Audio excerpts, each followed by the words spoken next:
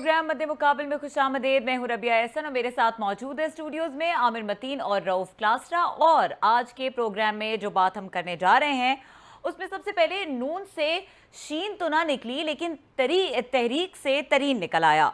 आगे कुआं पीछे खाई, इमरान खान फंस गए। रिंग रोड स्कैंडल में फंसी हुकूमत को बड़ी परेशानी ने घेर लिया। जहांगीर तरीन ने इमरान खान की अथॉरिटी चैलेंज कर दी। विफाक और पंजाब असम्बली में अपना ग्रुप बना लिया।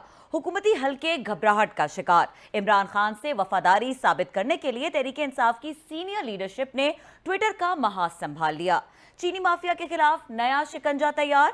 राजा रियाज के शहजाद अकबर पर बराह रास्त हमले। क्या हुकूमत को बजट पास कराने में नाकाम करने के लिए तरीन ग्रुप कामयाब होगा? इस पर बात करेंगे। इसके अलावा बड़े बड़े दावे करने वाली नैब सबूत फराहम करने में नाकाम। कैप्टन रिटायर्ड सफदर के खिलाफ इंक्वायरी बंद करने का ऐलान। शहबाज शरीफ की रिहाई के बाद नून लीग को रिलीफ मिलने का सिलसिला। और इस सिलसिले में पेशावर हाई कोर्ट ने नैब को रगड़ कर रख दिया। एहतसाब का इदारा दावों तक महदूद। नून पर हाथ हौला। खान के गिर्द घेरा तंग। आखिर माजरा क्या है, इस पर भी आज के प्रोग्राम में डिस्कशन करेंगे। इसके अलावा एक और अहम इशू जिस पर हम बात करेंगे, चेयरमैन नैब ने आटा, चीनी और रिंग रोड के स्कैंडल्स को मंतकी अंजाम तक पहुंचाने का ऐलान कर दिया। क्या नैब रिंग रोड केस में जुल्फी बुखारी, गुलाम सरवर और दूसरे बड़े बाअसर अफराद के खिलाफ तहकीकात की सक्कत रखती है? ये एक अहम सवाल है। या बाकी स्कैंडल्स की तरह मुल्जिमान क्लीन चिट हासिल करके विक्ट्री के निशान बनाकर वापस आ जाएंगे? इस पर डिस्कशन का आगाज करेंगे रऊफ क्लास्टर साहब से। और क्लास्टर साहब, सबसे पहले हम मेरे ख्याल से बात करेंगे ये जो एक मज़ेदार सिचुएशन सामने आई है कि पीडीएम को तोड़ने की बातें करने वाले, फिर ये बात हो रही थी कि नून से शीन निकल आएगी। तहरीक इंसाफ से अच्छा खासा बड़ा ये एक धड़ा निकल आया है तरीन, और ये तो फिर पूरी show of strength, power, everything is there. मुझे याद है 1985 की जो असम्बली थी, उस वक्त जब जनरल ज़िया ने इलेक्शन करवाए थे नॉन इलेक्टेड पार्टी पे, तो हम भी ये समझते थे कि अपोजिशन यहाँ से कहाँ से निकलेगी। सारे पार्टीज तो हैं नहीं, मेजर पॉलिटिकल पार्टीज तो बैकआउट करके बैठी थी, अपोजिशन निकल आई थी और वहाँ पे ग्रुप भी बन गया था। उन्होंने बल्कि ख्वाजा ये सफदर साहब थे, उनको इलेक्शन हरा भी दिया था उन्होंने। और ये फ़खर इमाम जो है, अपोजिशन ने अपना बनवा लिया था, अपना स्पीकर बनवा लिया था। अगेन सो माजी में इस तरह की चीज़ें होती रही हैं कि हुकूमत पे बैठने वाले भी लोग जो हैं अपोजिशन के रैंक्स को जब उन्होंने ज्वाइन किया तो अच्छी खासी पॉलिटिकल वहाँ पे जोड़ हुई। हम तो अपनी बात करेंगे आमिर साहब में। मेरा ख्याल है अगर फ़ोन पे हमारे साथ इसाक खाकवानी साहब अगर मौजूद हैं तो बेहतर ये होगा कि लाहौर में बैठे हुए और खाकवानी साहब जहांगीर तरीन साहब के बड़े करीब हैं, तो उनसे ज़्यादा हमें मेरा ख्याल है बेहतर कोई इंसाइट नहीं दे सकेगा। खाकवानी साहब अस्सलाम वालेकुम। जनाब, वो सर एक दफ़ा फिर आपने फटा डाल दिया, यकदम आते हैं 2-3 हफ्ते बिल्कुल टुब्बी मार के वो पानी में आप लोग खामोश रहते हैं और ऑल ऑफ सडन एक नया स्टॉर्म, एक नई चीज़ें। कल हमने देखा कि एक आपका नया ग्रुप, पार्लियामेंट्री ग्रुप बना दिया आप लोगों ने, और फिर आज उसकी बाकायदा एक यहाँ रिपल्स हैं, यहाँ पे ट्रेंड चल रहे हैं कि I stand with Imran Khan, वजीरों की तरफ से चल रहे हैं। तो समझा ये जा रहा है कि शायद आपकी पहले वाली जो डिमांड थी वो तरीन साहब की नहीं मानी गई, तो उसके बाद एक एलिमेंट ऑफ फ्रस्ट्रेशन आ गया आपके रैंक्स एंड फाइल्स में। तो आपने कहा कि मजीद फर्दर जाके इमरान खान साहब का बजट का मौका आ रहा है, दोनों असम्बलीज में हम पास नहीं होने देंगे। ज़रा थोड़ा सा इस पर रोशनी डालेंगे कि अचानक बैठे बैठे पार्लियामेंट्री ग्रुप क्यों बना लिया सर आपने? साहब मेहरबानी, आपने इतना लंबा सवाल किया है। तो असल में ये खुद साख्ता वार है जो सीएम सेक्रेटरी पंजाब ने की कारस्तानी है, इसमें हमारा कोई अमल दखल नहीं है। और उन्होंने जो कुछ एक चीज चल रही थी सही जगह पे, और प्राइम मिनिस्टर साहब ने तो ये वादा किया था सबके सामने कि मैं अपने मुखालफों का भी कभी गलत काम नहीं सोचता, उनके खिलाफ भी कार्रवाई नहीं करता, मैं अपने बंदों के खिलाफ कैसे कर सकता हूँ। लिहाजा उन्होंने कमेटी बना दी। एक आदमी को उन्होंने कहा कि भाई आप ये हमारे लिए ये चीफ अपना अली जफर साहब को कि आप ये करके ले आए, रिपोर्ट बना के ले आए। वो अच्छा बड़ा काम चल रहा था कि चीफ मिनिस्टर सेक्रेटरी पंजाब से इन दोस्तों को जो हमारे साथ आकर अब कई वजूहात की बिना पर मिले थे, सिर्फ जहांगीर खान की दोस्ती और उनके साथ ज्यादती की एक वजह भी थी, प्लस उनके अपने 3 साल के अंदर उनके साथ जितनी ज्यादतियाँ और महरूमियाँ थी उनकी वजह भी उनके साथ थी, और वो सब इकट्ठे होकर नहीं। उनके साथ क्या ज्यादतियाँ हुई? मतलब आप बड़ी नई बात कर रहे हैं। पहले तो हम सुनते थे तरीन साहब की, तो चलो बात समझ में आती है, ये जो ग्रुप है उनके साथ क्या ज्यादतियां की हैं? बुजदार साहब ने की हैं, इमरान खान साहब ने की हैं, किसने की हैं और किस किस्म की ज्यादतियां हुई हैं, आपका ख्याल है? ये यहाँ पर पार्टी का काम करने वाला कोई एक आदमी भी नहीं है। न वफाक के अंदर कोई काम करने वाला है, न सूबे में काम करने वाला है। पंजाब में केपी का मैं नहीं कह सकता क्योंकि मुझे उसका पता नहीं, ना मैं उधर कोई ज्यादा लोगों से कोई राब्ता रखता हूँ। यहाँ पर कम से कम कोई आदमी नहीं है जो लोगों की तकलीफ रफा दफा करने के लिए कोई काम करे। अच्छा, यहाँ पर नफ्सा नफ्सी का आलम है, लोग अपने अपने मसले पे घिरे रहते हैं और खगानी साहब सुनने वाला नहीं होता। आमिर मतीन बोल रहा हूँ माजरत के साथ। क्लास साहब पूछ रहे हैं, आप जो कह रहे हैं और आपके बाकी साथी भी कह रहे हैं कि पंजाब में हमारे साथ जो है वो जुल्म किया जा रहा है, कोई स्पेसिफिक वाक़या बताएंगे किसी थाने कचहरी का, किसी एक आपके एमपी एमएलए के खिलाफ हुआ हो? या एक तो सबसे बड़ी बात है आमिर भाई कि एक बहुत बड़ा आलाकार एक चीज पैदा हुई है पाकिस्तान में सन 85 के बाद, जब अपना प्राइम मिनिस्टर थे जनेजा साहब मरहूम, उन्होंने लोगों को डेवलपमेंट अपने इलाके के लिए फंड मुहैया करने की एक स्कीम बनाई। वो आज तक जारी है। कई लोग उसको बुरा कहते हैं, कई बहुत सारे लोग उसको अच्छा समझते हैं। बिलशमूल मेरे कि इलाके के जो हालात हैं वो हम ज्यादा जानते हैं, ना कि प्लानिंग कमीशन का जो सुपरवाइजर है या डिप्टी सेक्रेटरी है वो नहीं जानता। हम ज्यादा समझते हैं, हम लोगों की नब्ज हमारे के साथ ज्यादा उनके साथ ताल्लुक है और हमें इलाके का हर चीज ज्यादा पता है।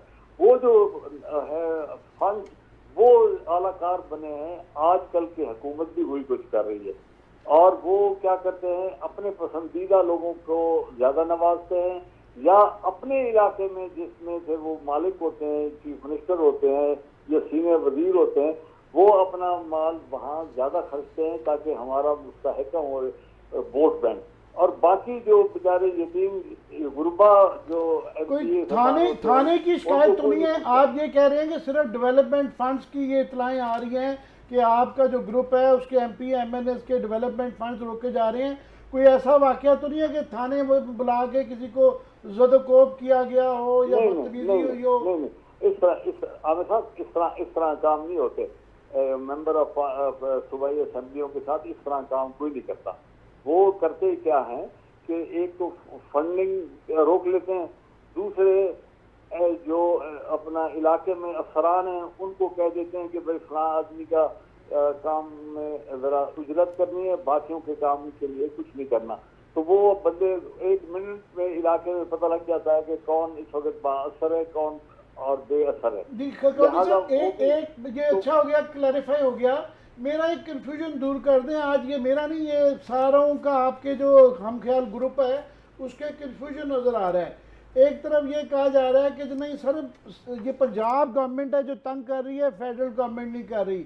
फिर ये कहा जा रहा है कि जनाब वो प्राइम मिनिस्टर के इर्द गिर्द लोग हैं, शहजाद अकबर साहब का खास तौर पे राजा रियाज साहब ने बहुत ज़्यादा नाम लिया है, मगर प्राइम मिनिस्टर अच्छे आदमी हैं, उनके इर्द गिर्द लोग उनको मिसगाइड कर रहे हैं। फिर एक तरफ बगावत, ये पूरी बगावत है कि आपने एक अपना हम ख्याल फॉरवर्ड ब्लॉक बन गया है, वर्चुअली बन गया है। साथ में कई आप लोग कह रहे हैं कि जी हम तहरीके इंसाफ का अभी भी हिस्सा हैं। तो यह लड़ाई है या सुलह है? ये दरमियानी जो रास्ता ये नहीं समझ आ रहा। ये जो लोग सियासत करते हैं और सियासत के अपना वो देखते हैं, फल अपना पेशो देखते हैं, उनको जरा ज्यादा पता लगता है कि उन्होंने क्या करना है। ये नहीं होता कि घर में लड़ाई हो तो सारे माँ बाप के साथ फौरन जाकर लड़ाई शुरू कर दे। वो नाराजगी आहिस्ता आहिस्ता बढ़ती है। नाराजगी यकदम नहीं होती कि जाके किसी के सर पे खुदा न खास्ता कोई वार कर दे। ये हुआ ये है कि इन लोगों को, जो कि अली जफर साहब की कमेटी बनने के बाद इन लोगों का भी यहाँ पर सलाम दुआ में इजाफा होना चाहिए था। वहाँ यहाँ सीएम सेक्रेटेरिएट में कोशिश करके कई एमपीए से बात की कि आप नाराज हैं तो हम आपके लिए ये मराद दे सकते हैं, आप इस ग्रुप को छोड़ें और हमारे पास है।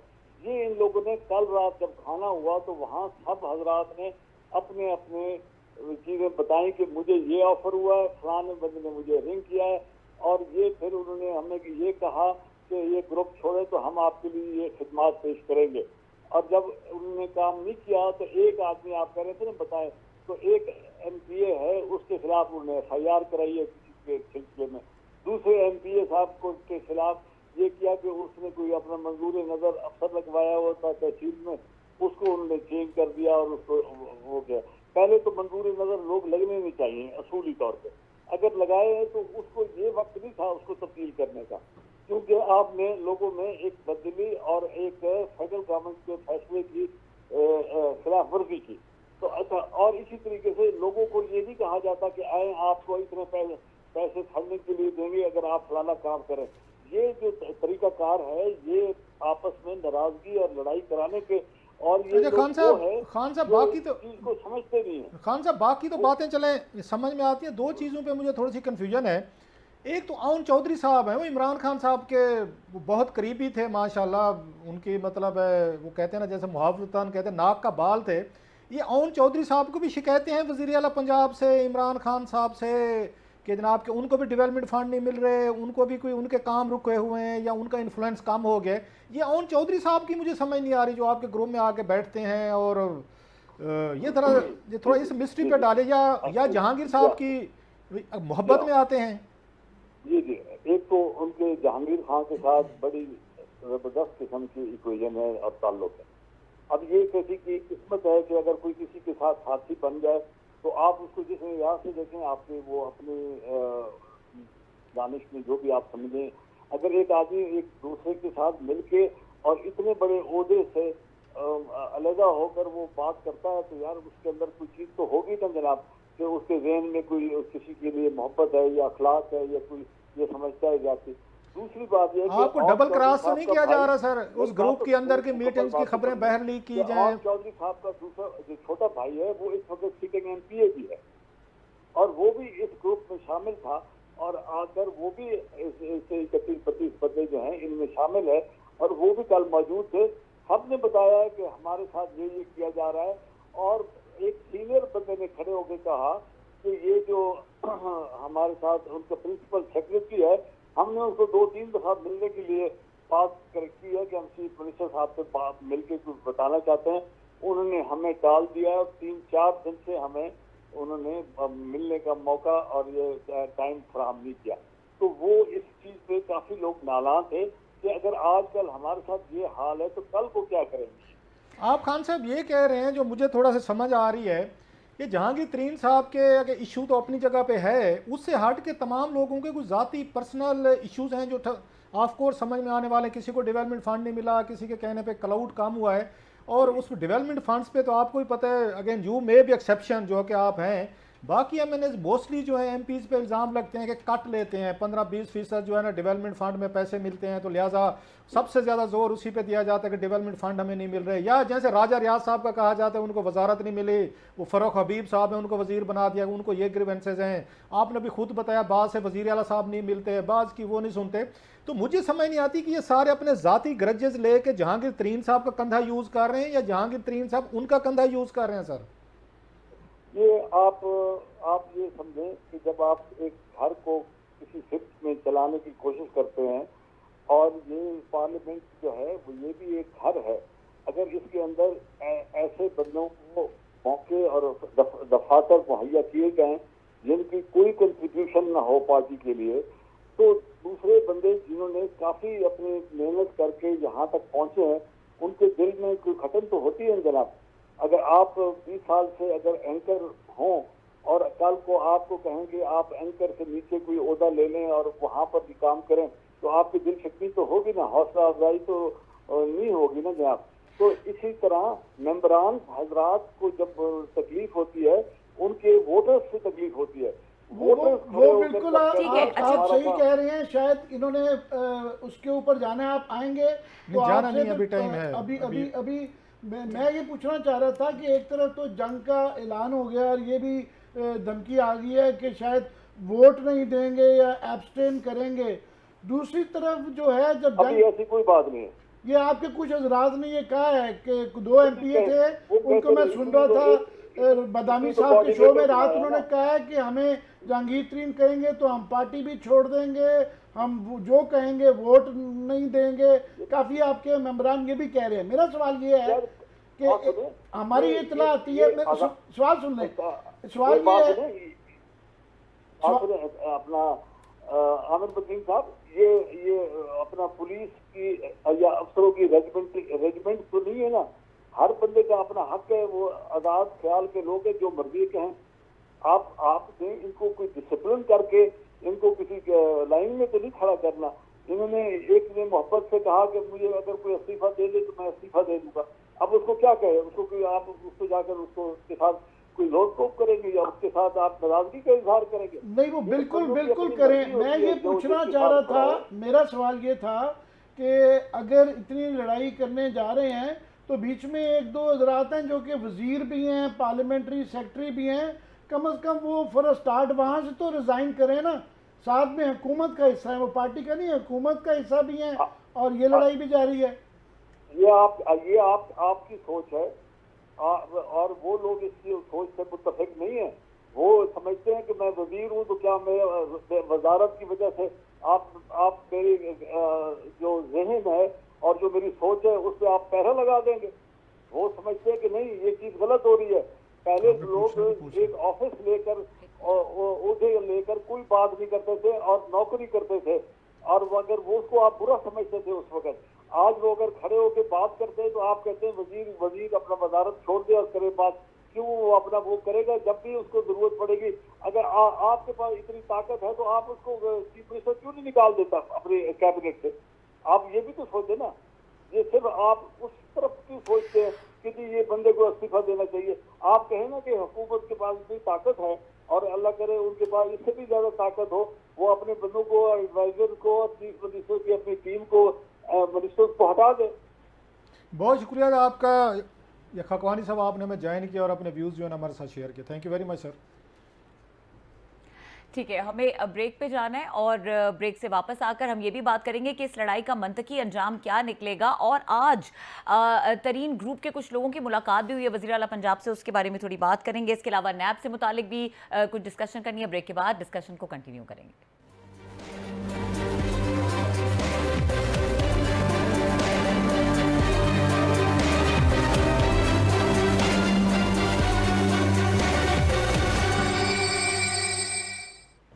प्रोग्राम में एक बार फिर खुशामदीद। आमिर मतीन साहब, इसाक खाकवानी साहब की बातों का एक तो अहाता किस तरह से करेंगे, क्या उनकी बातों से लगा? और एक और आज अहम चीज़ हुई है, आज मुलाकात हुई है तरीन ग्रुप के कुछ लोगों की वज़ीर आला पंजाब से। तो एक तरफ इतना ज़्यादा गिला किया जाता है, दूसरी जानिब पहले वज़ीर आज़म से मुलाकात के लिए दबाव, फिर अब ये मुलाकातें। इन मुलाकातों से क्या निकलेगा? ये प्रेशर टैक्टिक्स हैं?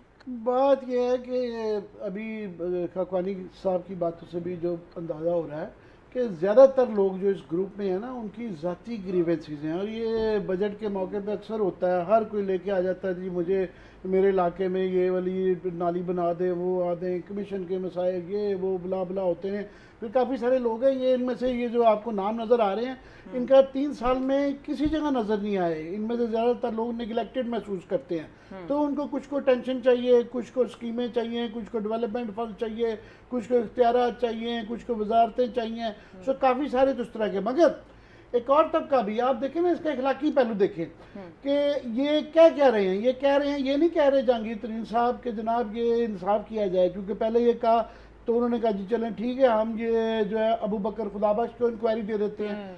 फिर उसके बाद उन्होंने कहा जी नहीं, वो अभी भी हमारे साथ ज्यादती हो रही है। उन्होंने कहा जी अली जफर साहब को लगा दिया गया है। अली जफर साहब ने अपनी रिपोर्ट अभी पेश नहीं की, तो ये नई धमकी आ रही है कि फॉरवर्ड ग्रुप बना दिया और हम बजट में वो नहीं देंगे।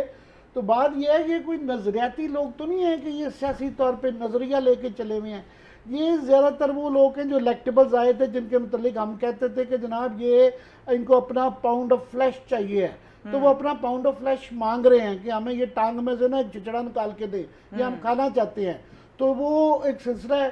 तो बाकी ये है कि आप देखें ना, ये चीनी माफिया के बिलियंस एक स्टेक पे हैं। तो ये चमक की बात है। असल में कुछ लोगों को सीधा सीधा चमक है, उनको पता है कि यहाँ अरबों रुपए के स्टेक्स में है, 1-2 अरब अगर खर्च भी हो जाए और कुछ लोग बना भी लें तो उनको नज़र आ रहा है कि 2 साल में शायद नहीं बनाई जाएंगे, मगर ये पैसे की एक चमक की एक आप देखें वैल्यू है कि आप पूरी गवर्नमेंट आप गिरा सकते हैं। अब यहाँ पे इस वक्त कहने को अगर बजट ना पास करवा सके पंजाब में और इस्लामाबाद में तो ये हुकूमत गिर सकती है, बिल्कुल पॉसिबल है।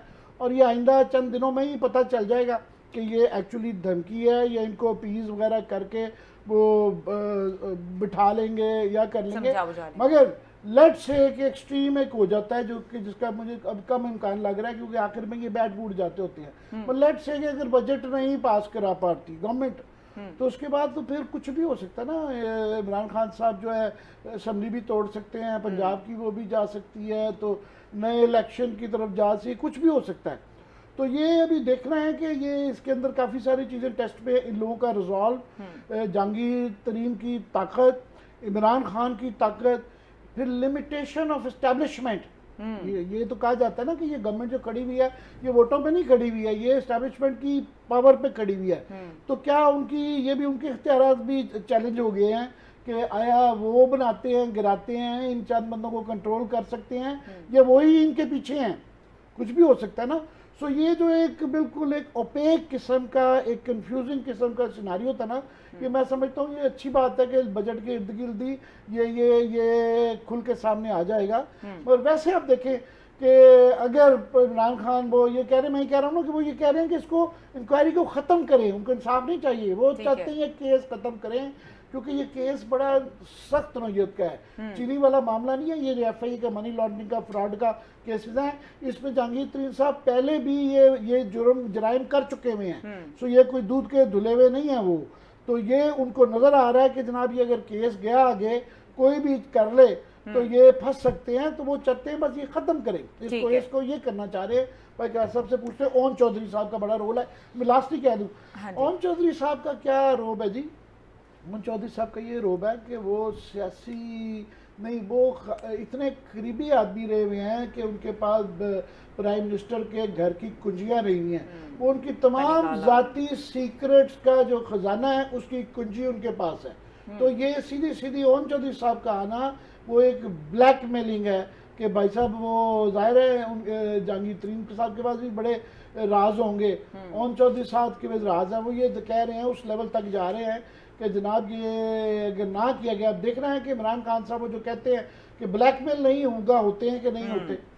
अच्छा क्लास साहब, पंजाब की सिचुएशन काफ़ी कंफ्यूजिंग हो गई। अगर हम थोड़ा सा इसको टेक्निकली रिंग रोड के तनाजुर में भी देखें, एक तरफ रिंग रोड स्कैंडल है, एक तरफ जहांगीर तरीन ये ग्रुप है जो कि, और हदफ कौन है, पंजाब हुकूमत, वज़ीर आला पंजाब, बेनिफिशरी कौन नज़र आ रहे हैं आपको, और क्या इसका कोई फ़ायदा, ये जो रिंग रोड स्कैंडल है इसका कोई फ़ायदा in the longer run Jahangir तरीन को और उनके इस मौक़िफ़ को होगा डायरेक्टली और इनडायरेक्टली?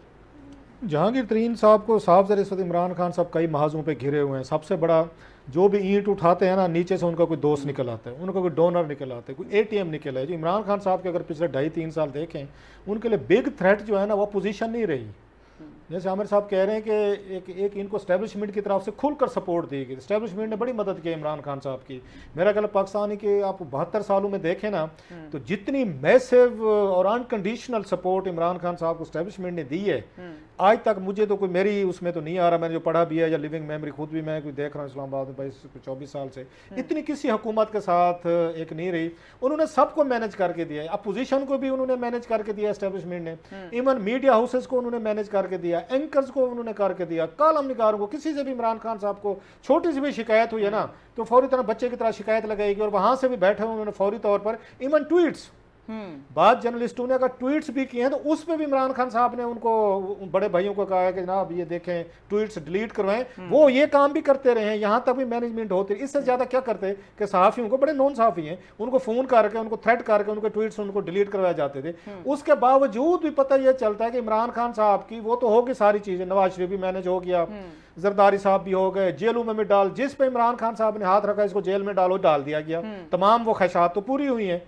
अब ये पता चल रहा है साबित कुछ हुआ कि नहीं हुआ, जेलों तक वो हमारा काम नहीं है, वो उसके बाद न्याय है, अदालतें हैं, ये उनका काम है, या प्रोसिक्यूशन का काम है वो जो करते हैं। मैं ये कह रहा हूँ जो उनकी ख्वाहिशें थी सारी पूरी करके, बच्चे की जैसे होती है ना लाडले की, लाडला बच्चा एक होता है और वो भी एक मांगे चांद, उन्होंने चांद भी उतार के दिया है, उन्होंने उसमें चांद भी कमांड डाल के खान साहब को पेश किया कि ये चांद लें। अब खान साहब का मसला ये है कि वो चांद तो अपनी जगह पे, वो जो भी ईंट उठाते हैं तो आगे नदीम बाबर साहब निकल आते हैं, मतलब वो देखते होते हैं, जुल्फी बुखारी साहब निकल आते हैं, मैं वैसे नाम ले रहा हूँ और तो लंबी लिस्ट है, अपने ही लोग उनके निकल आते हैं, हर उसको जहांगीर तरीन साहब निकल आते हैं, अलीम खान साहब की ये हाउसिंग सोसाइटीज के मामला निकल आते हैं, जो बड़े बड़े लोग हैं, एक लंबी लिस्ट है।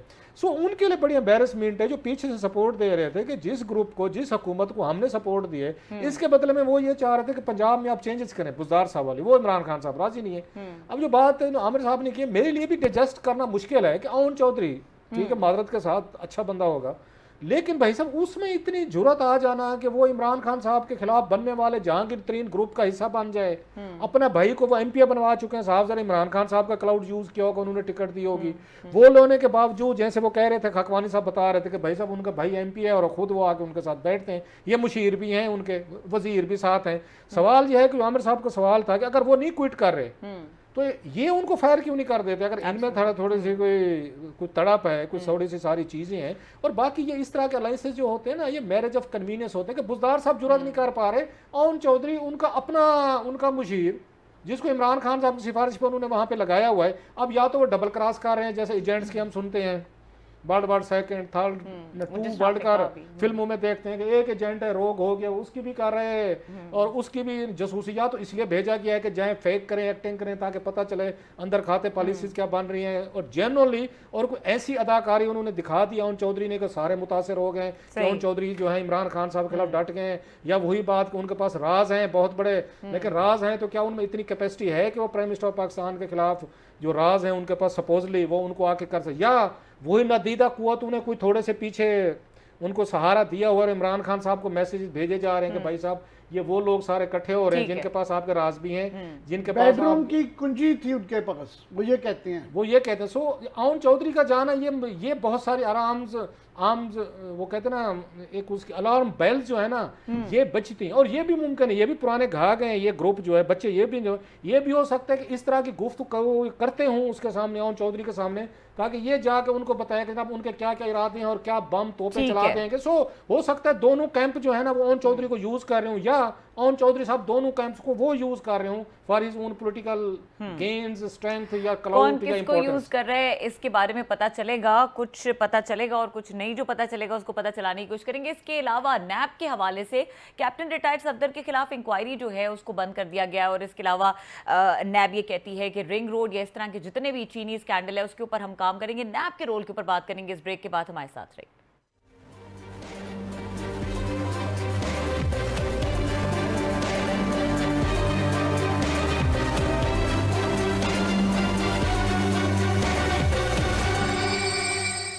प्रोग्राम मद्दे मुकाबिल में एक बार फिर खुशामदीद। और आमिर मतीन साहब, जिस तरह जुल्फी बुखारी साहब तो चाह रहे हैं कि जुडिशल इंक्वायरी सुप्रीम कोर्ट की और रिंग रोड केस में, और ये भी देख रहे हैं हम कि नैब कह रहे हैं कि हमने स्कैंडल को, इस केस को खोल लिया है, तो नैब का ट्रैक रिकॉर्ड हमारे सामने, कैसे बासर शख्सियात पे हाथ डाल पाएंगे? पहले मैं आपकी तस्दीक कर दूं कि आपने कहा कैप्टन सफदर के खिलाफ जो नैब ने आज केस ख़त्म किया है, ये केस था कि जो इनकी कॉन्स्टिट्यूंसी में डेवलपमेंट के बहुत ज़्यादा फंड थे, ये वो वाला केस ख़त्म हुआ है। जो लिविंग बियॉन्ड मींस का जो केस पेशावर में भी चल रहा है उसके अंदर उनकी जमानत हो गई है, मगर वो केस ख़त्म नहीं हुआ।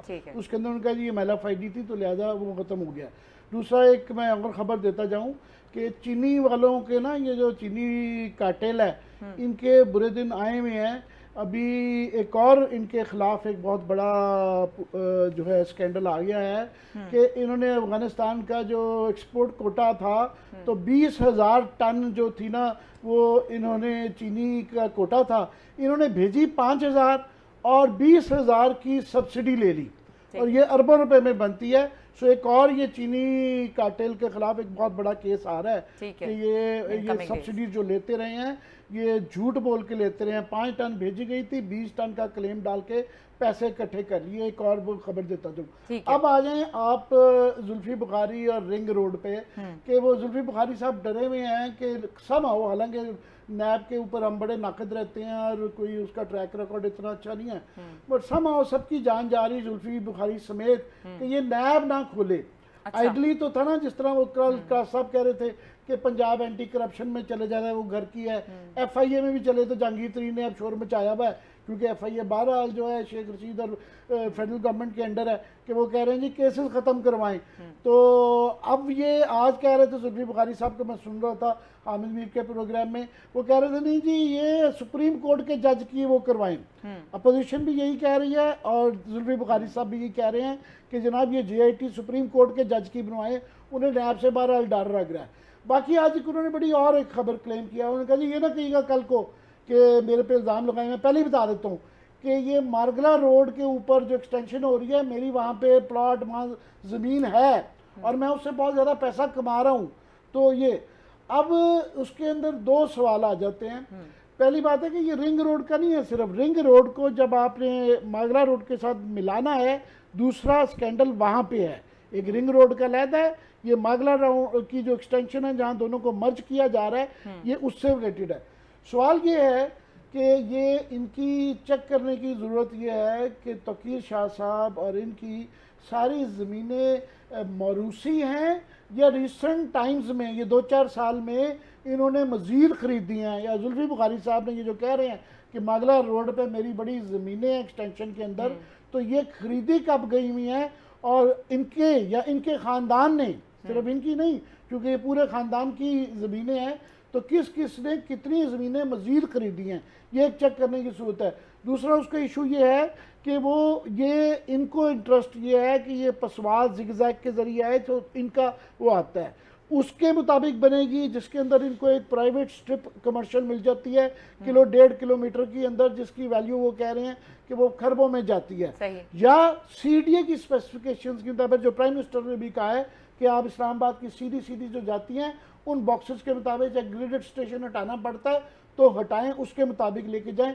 ये 1-2 क्वेश्चन आ जाते हैं। बाकी मेरा ये खबर मेरे पास ये है कि जुल्फी बुखारी साहब से ये प्राइम मिनिस्टर के जो 2 करीब 3 लोग थे, ये निकाह के अंदर आपको याद है सिर्फ 2 पूरी पार्टी में से PTI में से बुलाए गए थे।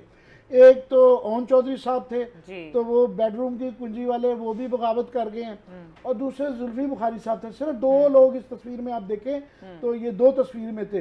तो बुखारी साहब पे, जुल्फी बुखारी साहब पे सिर्फ ये वाला गुस्सा नहीं है, कुछ ज़ाती मसाइल भी थे।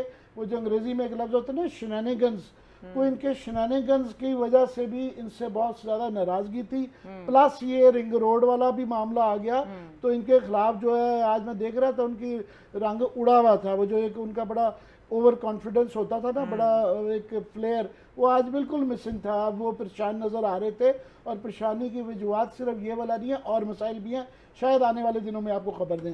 सही जी क्लासेस साहब, ये एक एनालिसिस है आमिर मतीन साहब का कि आने वाले दिनों में कुछ चीज़ें और भी निकल के सामने आएंगी। खबरें शेयर की हैं तो मैं उनका देख रहा था, जावेद चौधरी साहब का कॉलम देख रहा था। वो अगर उस कॉलम को अगर लेके चलें तो फिर तो बड़ी डेंजरस चीज़ है। ये जो सुप्रीम कोर्ट के उससे कह रहे हैं, बिल्कुल इसमें भी कोई हर्ज नहीं है। एक जुडिशल कमीशन बना दें, नैब भी कर रहा है, आपने साथ में उसको भी रखा हुआ, एंटी करप्शन को भी रखा हुआ। लेकिन कल हम काशिफ अब्बासी साहब के शो में थे तो वहाँ पे अली नवाज जो हैं अवान साहब, उन्होंने बड़ी अच्छी एक बात तजवीज़ दी जिसको मैं भी एंडोर्स करता हूँ। उन्होंने कहा इसका सारा फ्रांसिक ऑडिट करवा लिया जाए इसका पूरे रिंग रोड का, ताकि आपको बिल्कुल स्पेसिफिक पता चलता जाए कि कैसे कैसे किसने किया। और वो टेपें जिनका जावेद चौधरी साहब ने जिक्र किया है अपने कॉलम में, वो टेपें भी प्रोड्यूस होनी चाहिए कि उन टेपों में क्या था जो वज़ीर आज़म पाकिस्तान को पेश की गई, जिसके बाद उन्हें झटके लगे और उन्हें सदमे हुए। अच्छा ये मेरे लोग भी ये चीज़ें कर सकते हैं, तो उन टेपों का भी निकलना जरूरी। ये नहीं होना चाहिए कि आपके 2-4 अपने जानने वालों की टेपें हैं आपको पेश की गई हैं, आप उनको छुपा के रख लें और फिर कल को इंक्वायरी में के इन्फ्लुएंस जो है ना, ये बड़ी ये आपका टेलीफोनिक इन्फ्लुएंस हो सकता है, पर्सनल हो सकता है, कोई डॉक्यूमेंट पे कोई साइन लेटर तो नहीं भेजता होता ना कि मेरे लिए फलां फलां काम करो। लोग अक्सर यूज करते होते हैं, आपको फ्रांचेक करना पड़ता है कि कहाँ से कड़ियां जो है ना मिलानी पड़ती है। सम टाइम आपको सर्कमस्टेंशियल एविडेंसेस जो है ना वो इकट्ठे करने पड़ते हैं। सो लिहाजा जुडिशियल कमीशन अगर बनता भी है, हर्ज नहीं है, बना ले, ये बड़ा मेगा आपका स्कैंडल है, लेकिन साथ में फ्रांसिक ऑडिट करवाएं जहां से चीजों का पता चलना चाहिए, जाए, फॉरेंसिक ऑडिट कराया जाए। बात यह कि तहकीकात होनी चाहिए इस मेगा स्कैंडल की। आज का प्रोग्राम देखने के लिए बहुत शुक्रिया, इजाजत दीजिए, अल्लाह हाफिज।